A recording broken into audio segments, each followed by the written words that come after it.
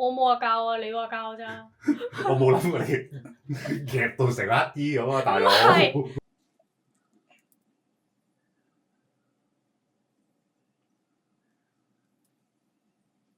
但係我覺得我呢個位有啲奇怪咯，即係呢個用直夾夾攣網上睇係好容易咯，但係其實唔係咯。其實你渣啫，係好多香港人都得啦。